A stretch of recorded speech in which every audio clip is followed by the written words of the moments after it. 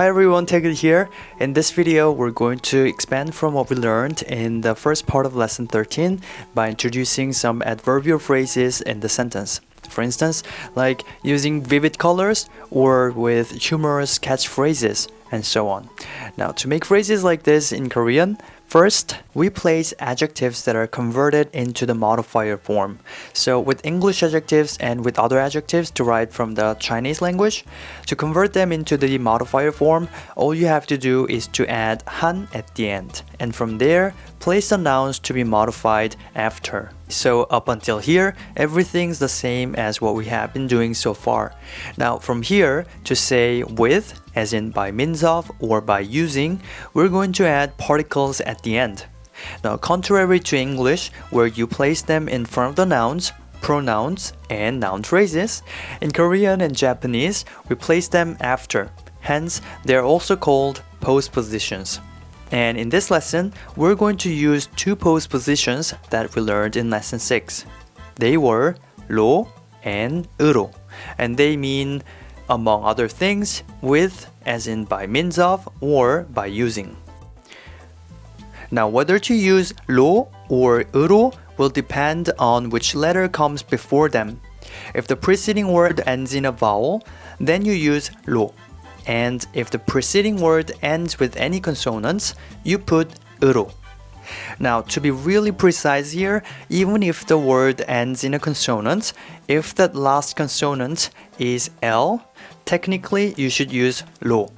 In reality, even in such situations, 으로 is used very often. So for now, I recommend that you don't get bogged down by this exception rule. Instead, what's important here is that you remember that these postpositional particles are attached at the end of the nouns or pronouns or noun phrases that are modified by the adjectives, not before, like in English. And finally, with verbs, verbs in Korean usually come at the end. You know this by now. So, that being said, let's have a look at some examples. 비비드한 컬러로 페인팅해요. 비비드한 컬러로 페인팅해요. There's quite a lot of things to explain here. First, as you probably have noticed, the pronunciation of the adjective vivid is modified since we don't have the V sound in our language. So when foreign words that contain V sound, as in Victor, are adopted in Korean, they change it to B sound, as in bravo. And after vivid, you can see 한, which is the modifier form of 하다. And for those who may not remember, 하다 in this case is a suffix that enables the word vivid to function as an adjective in our language. So technically, 비비드하다 altogether is the adjective, not just vivid. And 하다 is changed to 한 with the modifier form ending 안 so that it can modify the following noun, color. Color is color, of course, and after color, there's a postposition 로 instead of 으로. Because even though in English the word color ends with a consonant, since we do not pronounce the last R sound in Korean, and as you can see it by how it's written in Korean alphabets, 컬러, for us there's no consonant at the end. And once again, if the preceding word ends in a vowel, you use 로. Now, as to the word painting, painting is used in a more limited sense in Korean. Normally, we don't use it for painting pictures on a canvas as in art. We use it to mean painting on the walls, unless it's body painting, body painting. And the pigmented liquid that you use to paint walls is called paint. And finally, in this case, pain팅해요 is conjugated form of a verb pain팅하다, which is a combination of painting as a noun and 하다 as a suffix, which in this case enables painting to be used as a verb. So you can see the verb 하다 can be a suffix that enables the preceding noun to be used as a verb as well as an adjective. 비비드한 컬러로 페인팅해요. Now we're gonna try adding one more noun as a direct object in the previous structure, and we're gonna place it in front of the verb. 유머러스한 캐치프레이즈로 포스터 만들어요. Someone makes a poster with humorous catchphrases. 유머러스한 캐치프레이즈로 포스터 만들어요. As I mentioned before, we don't pronounce the H sound from the word humorous, so it becomes humorous. And once again, with humorous, we add 하다 at the end to make it function like an adjective in our language. And from there, the adjective humorous하다 is altered to its modifier form, humorous한, so that it can modify the following noun, catchphrase. And since the word catchphrase ends with a vowel in Korean, which looks like an underscore, the postposition 로 was used instead of 으로.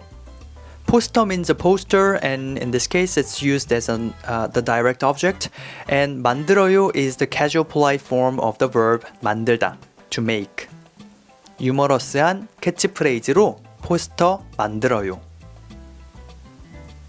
Now we're going to try something even more complicated, which is adding one more adjective in its modifier form to modify the direct object that we just added in the structure.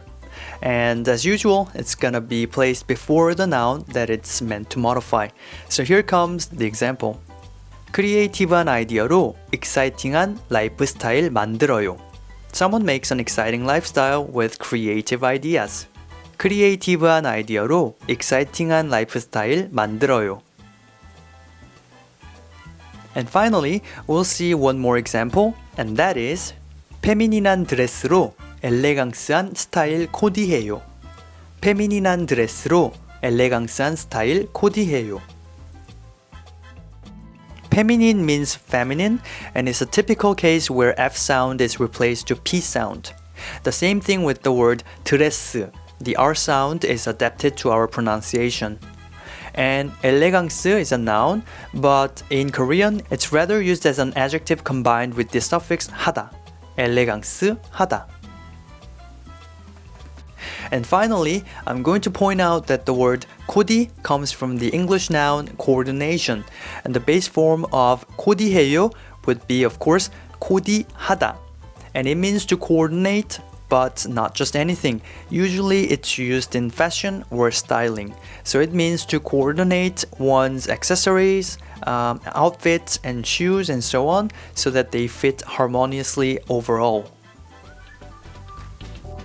Okay, that's it for this video. In the next lesson, we'll learn to form adverbs in Korean with English adjectives simply by adding 하게 at the end instead of 한 and 하다 or 해요. It's gonna be so easy and so useful, so please stay tuned and don't miss it. Thank you for watching, and I'll see you in the next video.